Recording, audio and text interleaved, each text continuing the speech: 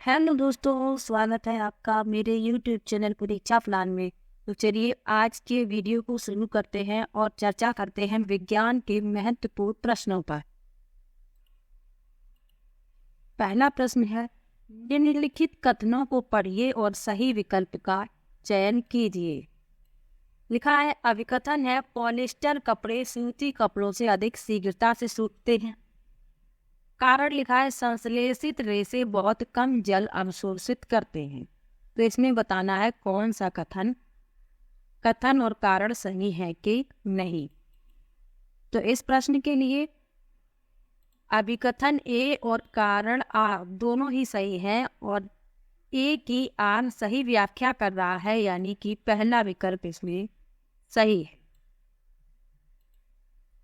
अगला प्रश्न देखते हैं। लिखा है निम्नलिखित अनुच्छेद पढ़िए और उस विकल्प का चयन कीजिए जो रिक्त स्थानों को दिए गए सही क्रम में भरते हैं। यहाँ पर रिक्त स्थान भरना है। एक रक्ताभ पूरे रंग की ग्रंथि है जो उदर के ऊपरी दाईं ओर अवस्थित है। यह शरीर की बृहत्तम ग्रंथि है। यह स्रावित करती है जिसका भंडारण में होता है और यह के पाचन में महत्वपूर्ण भूमिका निभाती है। तो ये रिक्त स्थान दिए गए हैं, इनमें क्या क्या भरना है ये बताना है। तो इसको यहाँ से समझेंगे। यहाँ लिखा है यह शरीर की बृहत्तम ग्रंथि है। तो सबसे बड़ी ग्रंथि होती है यकृत, तो यहाँ भरा जाएगा यकृत। उसके बाद यह स्रावित करती है, यह पित्त स्रावित करती है, यानी यहाँ भरा जाएगा पित्त। उसके बाद जिसका भंडारण में होता है, तो पित्त का भंडारण पित्ताशय में होता है, यहाँ पित्ताशय भरेंगे। और यह वसा के पाचन में महत्वपूर्ण भूमिका निभाती है, यहाँ वसा भरेंगे। तो पहले यकृत, फिर पित्त, फिर पित्ताशय और वसा। दूसरा विकल्प इसमें सही है। ध्यान से समझ लीजिएगा प्रश्न को। प्रश्न ऐसे ही घुमा फिरा कर पूछे जाते हैं, इसमें दूसरा विकल्प सही है। अगला प्रश्न देखते हैं। लिखा है निम्नलिखित अनुच्छेद को पढ़िए और उस विकल्प का चयन कीजिए जो रिक्त स्थानों को दिए गए सही क्रम में भरते हैं। लिखा है भारत में फसल में विविधता के बावजूद फसलों के दो बड़े स्वरूपों की पहचान की गई। जो फसलें नवंबर के मध्य में बोई जाती हैं और अप्रैल मई में काटी जाती हैं, वे कहलाती हैं। इन फसलों के दो उदाहरण हैं। तो जो फसलें नवंबर के मध्य में बोई जाती हैं और अप्रैल मई में काटी जाती हैं, वे फसलें रबी की फसलें कहलाती हैं। और इनके दो उदाहरण हैं गेहूं, सरसों। इसके अलावा भी चना, मटर, ये भी रबी की फसल के अंतर्गत ही आती है। तो विकल्प के हिसाब से पहला विकल्प सही होगा, रबी। और दो उदाहरण इसके गेहूं और सरसों। 3 प्रकार की फसलें उगाई जाती हैं, रबी, खरीफ और जायद। अगला प्रश्न देखते हैं। लिखा है नीचे दिया गया मौसम चार्ट किसी शहर के वर्ष 1991 से 2001 के पहले 7 महीनों के मौसम का औसत दर्शा रहा है। निम्नलिखित में से उपरोक्त चार्ट किस शहर का हो सकता है?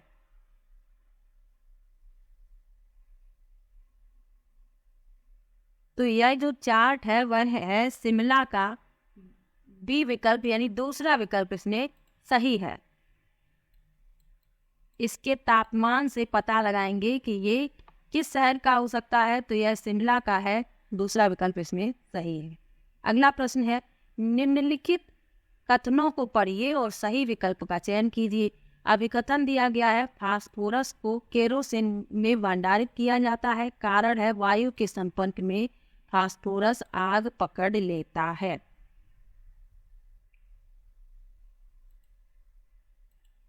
तो इसमें जो अभिकथन लिखा है ये गलत है, क्योंकि फास्फोरस को केरोसिन में नहीं रखा जाता। केरोसिन में सोडियम को रखा जाता है और पोटेशियम को भी रखा जाता है। सोडियम और पोटेशियम को नमी तथा ऑक्सीकरण से बचाने के लिए केरोसिन में रखा जाता है। अभिकथन गलत है। कारण इसका सही है तो ए असत्य, आर सत्य, तीसरा विकल्प इसमें सही है। अगला प्रश्न देखते हैं। यदि किसी सतह पर वस्तु विरामावस्था में है तब उस पर कार्य करने वाले बलों के विषय में निम्नलिखित में से आप क्या निष्कर्ष निकाल सकेंगे? लिखा है उस पर कोई बल कार्य नहीं कर रहा है। दूसरा लिखा है संतुलित बलों का एक युग्म उस पर कार्य कर रहा है। सी लिखा है संतुलित बलों के बहुत युग्म उस पर कार्य कर रहे हैं। अब विकल्प बताने हैं कि कौन से सही हैं। तो इसमें संतुलित बलों का एक युग्म कार्य कर रहा है, बी सही है। संतुलित बलों के बहुत युग्म उस पर कार्य कर रहे हैं, या सी सही है। बी और सी में से एक सही होगा, यानी इसमें चौथा विकल्प इसका उत्तर होगा, बी या सी। अगला प्रश्न है, निम्नलिखित कथनों को पढ़िए और सही विकल्प का चयन कीजिए। अभिकथन है मांसाहारियों की तुलना में शाकाहारियों जीवों की छोटी आंत काफी लंबी होती है।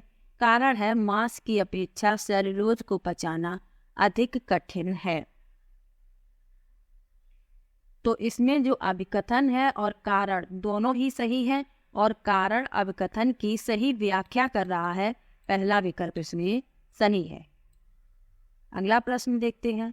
निम्नलिखित में से कौन कैल्शियम कार्बोनेट का एक स्वरूप नहीं है? पहला विकल्प है चूना पत्थर, दूसरा है चौक, तीसरा है संगमरमर और चौथा है बिना बुझा हुआ चूना। तो कैल्शियम कार्बोनेट का स्वरूप नहीं है बिना बुझा हुआ चूना, चौथा विकल्प इसमें सही है। अगला प्रश्न है, गैसों के द्रवीकरण में निम्नलिखित में से कौन सी परिस्थिति सहायक होगी? पहला विकल्प है तापमान में वृद्धि और दाब में ह्रास, दूसरा है तापमान एवं दाब दोनों में वृद्धि, तीसरा है तापमान में ह्रास और दाब में वृद्धि, और चौथा है तापमान एवं दाब दोनों का ह्रास। तो इस प्रश्न में तीसरा विकल्प सही है, तापमान में ह्रास और दाब में वृद्धि। अब ये प्रश्न में मिलान करना है, तो चलिए मिलाएंगे इसको। बुरादा और जल, ये स्तंभ 1 है, ये स्तंभ 2 है, इसको इससे मिलाना है। तो बुरादा और जल इसको मिलाएंगे, तीसरे से छानना, पृथक्करण विधि से सुमेलित करना है कि बुरादा और जल को किस प्रकार पृथक किया जा सकता है। तो इसे छान कर पृथक किया जा सकता है। आयोडीन और रेत, इसको ऊर्ध्वपातन से बी को मिलाएंगे चौथे से।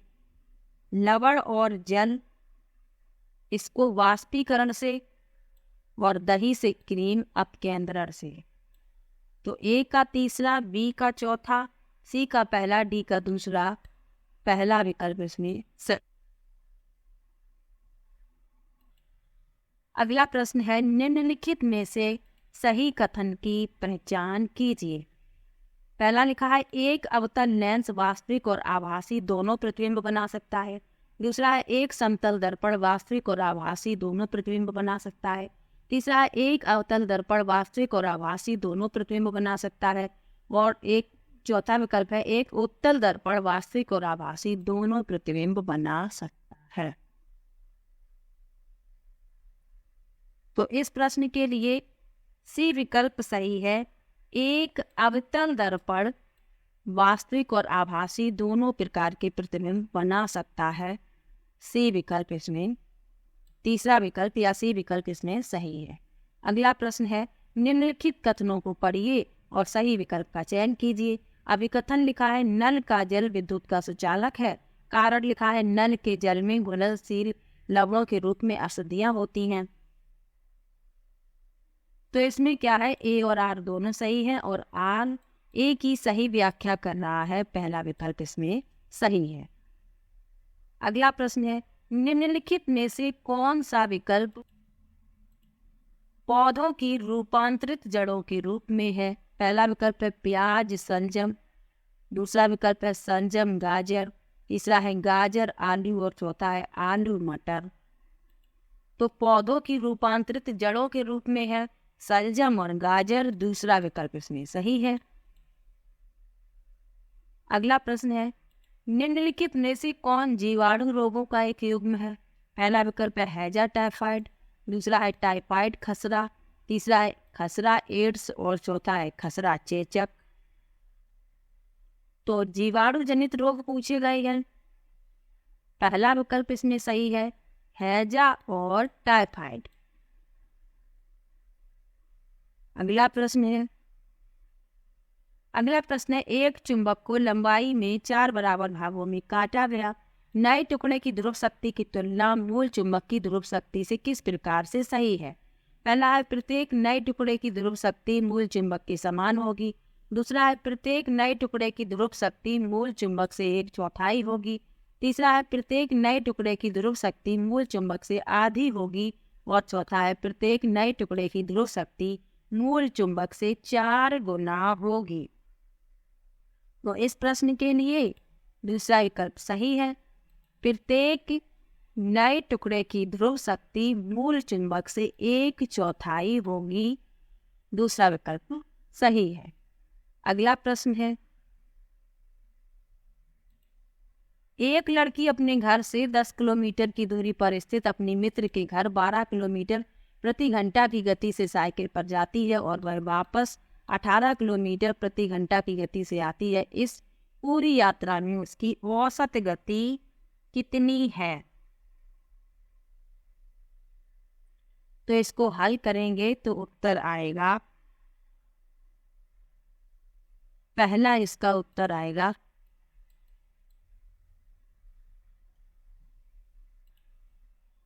अगला प्रश्न है जल को एक तापमानीय द्रव प्रयुक्त न करने का निम्नलिखित में से कौन सा कारण सही है?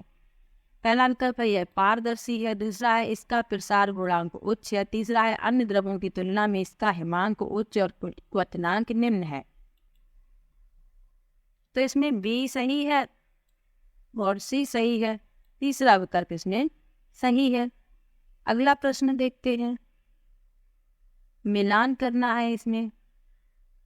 स्तंभ 1 में दी गई विधि को स्तंभ 2 में दिए गए उसके वर्णन से सुमेलित कीजिए। तो चलिए मिलाते हैं।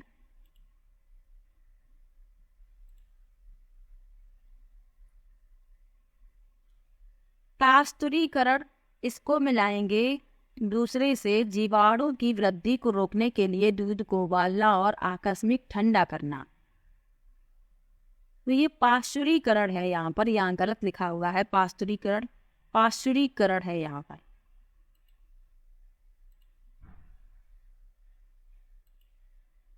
बी को मिलाएंगे किण्वन को मिलाएंगे तीसरे से ईस्ट की क्रिया द्वारा शर्करा का अल्कोहल में बदलना। सी को मिलाएंगे चौथे से टीका लगाना, यानी किसी पशु के शरीर में उसकी प्रतिरोधकता अनुक्रिया को उत्तेजित करने के लिए निष्क्रिय या कमजोर रोग कारक जीवाणु डालना। और परिरक्षण को पहले से मिला देंगे, भोज्य पदार्थों को सड़ने से बचाने के लिए उसमें विशिष्ट पदार्थों को डालना। तो इस क्रम में ए का दूसरा, बी का तीसरा, सी का चौथा और डी का पहला, दूसरा विकल्प इसमें सही है। अगला प्रश्न है, विज्ञान एवं कृत्रिम विज्ञान में विभेदन की निम्नलिखित में से कौन सा कथन सही व्याख्या कर रहा है? पहला है कृत्रिम विज्ञान अप्रचलित है और उसके कोई समर्थक नहीं है। दूसरा है कृत्रिम विज्ञान के सिद्धांत इस प्रकार प्रतिपादित किए गए कि इनकी असत्यता के लिए उनकी जांच नहीं हो सकती। तीसरा है कृत्रिम विज्ञान के सिद्धांत वैज्ञानिक पदों जैसे जल, ऊर्जा इत्यादि का उपयोग नहीं करते। और चौथा है कृत्रिम विज्ञान केवल तथ्यों की व्याख्या करता है और कोई पूर्वानुमान नहीं लगाता।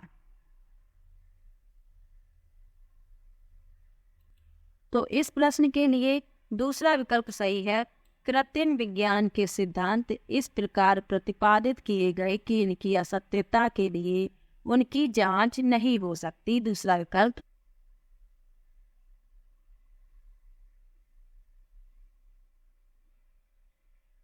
अगला प्रश्न है, एक शिक्षिका प्लवन के नियमों का अध्यापन करना चाहती है। वह पद प्लवन की परिभाषा की व्याख्या से आरंभ करती है और फिर विभिन्न पदार्थों एवं साइजों की 3 वस्तुएं लेती है।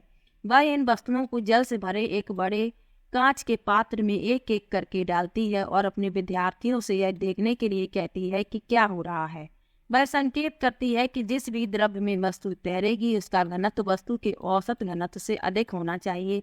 एक जांच आधारित उपागम के दृष्टिकोण से आप इस योजना का आकलन किस प्रकार करेंगे? पहला विकल्प है योजना उपयुक्त है क्योंकि संप्रत्ययी रूपरेखा आरंभ में ही समझा दी गई थी। दूसरा विकल्प है योजना अनुपयुक्त है क्योंकि अधिक वस्तुएं ली जानी चाहिए थी। तीसरा है योजना उपयुक्त है किंतु घनत्व का सूत्र भी आरंभ में ही व्यक्त किया जाना चाहिए था। और चौथा है योजना अनुपयुक्त है क्योंकि यह अधिक आदेशात्मक है और इसमें जांच की कोई गुंजाइश नहीं है। तो इस प्रश्न के लिए पहला विकल्प सही है, योजना उपयुक्त है क्योंकि संप्रत्ययी रूपरेखा आरंभ में ही समझा दी गई थी। अगला प्रश्न है विद्यार्थियों की बुद्धि संगत चिंतन की योग्यता के आकलन के लिए निम्नलिखित में से क्या एक उपयुक्त सूचक नहीं है? पहला है विद्यार्थी विज्ञान से मिथकों को पृथक करने के लिए स्पष्ट तर्क प्रतिपादित करते हैं। दूसरा है विद्यार्थी संदर्भित सूत्रों एवं नियमों की पुनरावृत्ति करते हैं। तीसरा है विद्यार्थी कारक एवं प्रभाव के बीच संबंध को स्थापित कर पाते हैं। और चौथा है विद्यार्थी वैध एवं अवैध प्रमाण के बीच विभेदन कर पाते हैं। तो इस प्रश्न के लिए दूसरा विकल्प सही है, विद्यार्थी संदर्भित सूत्रों एवं नियमों की पुनरावृत्ति करते हैं। अगला प्रश्न है कक्षा 6 की शिक्षिका असंपर्की बलों का अध्यापन करते हुए सबसे पहले स्थिर वैद्युत बल की व्याख्या, फिर स्थिर वैद्युत आवेश, स्थिर वैद्युत क्षेत्र और स्थिर वैद्युत विभव को समझाती है। इस घटना में निम्नलिखित में से किन पाठ्यचर्या वैधताओं का उल्लंघन हुआ है? पहला विकल्प है ऐतिहासिक, दूसरा है संज्ञानात्मक, तीसरा है नैतिक और चौथा है पर्यावरणीय। तो इस प्रश्न के लिए दूसरा विकल्प सही है, संज्ञानात्मक। अगला प्रश्न है एक शिक्षिका अपने विद्यार्थियों से धातु तार की दी गई लंबाई के प्रतिरोध पर तापमान के प्रभाव की जांच कराना चाहती है। वह उन्हें सभी परिस्थितियों में अन्य कारकों को स्थिर रखते हुए इस कारक को बदलते हुए एक प्रयोग सेटअप करने की पथ प्रदर्शन करती है। इस उद्देश्य के लिए सेटअप किए गए प्रयोग के संदर्भ में निम्नलिखित में से कौन सा कथन सही है? पहला विकल्प है धातु की लंबाई एक निर्भर परिवर्ती होनी चाहिए। दूसरा है धातु की प्रतिरोध एक निर्भर परिवर्ती होनी चाहिए। तीसरा है धातु के तापमान का एक नियंत्रित परिवर्ती के रूप में चयन किया जाना चाहिए। और चौथा है धातु की लंबाई एक नियंत्रित परिवर्ती होगी। तो इस प्रश्न के लिए दूसरा विकल्प सही है, धातु की प्रतिरोध एक निर्भर परिवर्ती होनी चाहिए। अगला प्रश्न है अपनी कक्षा में विज्ञान शिक्षिका द्वारा अपनाई गई निम्नलिखित में से एक वांछित प्रथा क्या है? पहला है वैज्ञानिक व्याख्याएं प्रतिपादित करने के लिए मातृभाषा का प्रयोग सख्ती से मना किया गया हो। दूसरा है विज्ञान के शिक्षकों को ज्ञान का अंतिम अधिकारी समझने के लिए विद्यार्थियों को प्रोत्साहित करना। तीसरा है किसी घटना की भ्रांतिपूर्ण समझ की मुक्त रूप से व्याख्या करने के लिए विद्यार्थियों को प्रोत्साहित करना। और चौथा है एक दूसरे से बात करने के लिए विद्यार्थियों को हतोत्साहित करना। तो इस प्रश्न के लिए तीसरा विकल्प सही है, किसी घटना की भ्रांतिपूर्ण समझ की मुक्त रूप से व्याख्या करने के लिए विद्यार्थियों को प्रोत्साहित करना। अगला प्रश्न है एक शिक्षिका किसी परपथ में विद्युत धारा के प्रवाह के संप्रत्यय को समझाने के लिए अधिक जाने पहचाने उदाहरण उच्च दाब से निम्न दाब की ओर जल प्रवाह से तुलना करती है। जैसे जल ऊंचाई से नीचे की ओर बहता है वैसे ही इलेक्ट्रॉन उच्च से निम्न विभव की ओर बहते हैं और यह प्रवाह उस समय तक होता है जब तक कि विभवांतर विद्यमान रहता है। शिक्षिका कौन सी शिक्षा शास्त्रीय युक्ति अपना रही है? पहला विकल्प है तुल्य रूपता, दूसरा है तर्क वितर्क, तीसरा है विवेचन प्रयोग और चौथा है आभासी प्रयोग। तो शिक्षिका जो है वह जल से तुलना कर रही है इलेक्ट्रॉन की, तो यह तुल्य रूपता है, पहला विकल्प इसमें सही है। अब इसमें मिलान करना है। दिए गए स्तंभ ए को स्तंभ बी में दी गई उनकी व्याख्या से सुमेलित कीजिए। तो चलिए मिलाते हैं। सिद्धांत इसको मिलाएंगे अवलोकन अवलोकनों की भांति भली भांति समर्पित व्याख्या,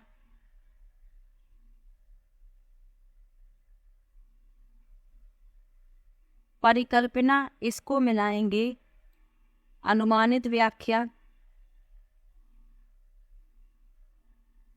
वैज्ञानिक नियम इसको मिलाएंगे डी से परवर्तियों के मध्य संबंध का संक्षिप्त कथन और इसको मिला देंगे ए से। इस क्रम में पहले का सी, दूसरे का बी, तीसरे का डी और चौथे का ए, चौथा विकल्प इसमें सही है। अगला प्रश्न है, वैज्ञानिक रुचि के विभिन्न स्थानों की सैर के आयोजन का निम्नलिखित में से क्या सर्वाधिक उपयुक्त उद्देश्य है? पहला है ये पाठ्य पुस्तक के ज्ञान को वास्तविक संसार से जोड़ने में सहायता करते हैं। दूसरा है ये समय व्यतीत करने का एक आनंददायी मार्ग है। तीसरा है ये समूह आकलन के लिए एक अवसर प्रदान करते हैं। और चौथा है बड़ी कक्षाओं के संचालन के लिए यह एक प्रभावी युक्ति प्रदान करते हैं। तो इस प्रश्न के लिए पहला विकल्प सही है, ये पाठ्य पुस्तक के ज्ञान को वास्तविक संसार से जोड़ने में सहायता करते हैं। पहला विकल्प सही है। अगला प्रश्न है, माध्यमिक विद्यालय स्तर पर विज्ञान के शिक्षकों द्वारा अनुसरित निम्नलिखित में से क्या एक वांछित शिक्षण अधिगम प्रथा नहीं है? पहला है विद्यार्थियों को विश्वास दिलाइए कि विज्ञान विषय सबके लिए नहीं है। दूसरा है अपने अध्यापन की आरंभ उन संप्रत्ययों से कीजिए जिनसे विद्यार्थी परिचित हैं और धीरे धीरे अपरिचित संप्रत्ययों को समझाइए। तीसरा है बच्चों को उनके विचार सत्यापित करने के लिए प्रोत्साहित कीजिए। और चौथा है स्वीकार कीजिए कि वैज्ञानिक ज्ञान की अपनी सीमाएं हैं। तो इस प्रश्न के लिए इसमें पूछा गया है कि एक वांछित शिक्षण अधिगम प्रथा नहीं है, तो पहला विकल्प इसका उत्तर होगा कि विद्यार्थियों को विश्वास दिलाइए कि विज्ञान विषय सबके लिए नहीं है। ये पूर्णतया गलत है और गलत ही पूछा गया है। तो वीडियो कैसा लगा कमेंट बॉक्स में ज़रूर बताइएगा। वीडियो को लाइक, चैनल को सब्सक्राइब करना मत भूलिएगा। मिलते हैं एक और नई वीडियो के साथ, तब तक के लिए बाय बाय।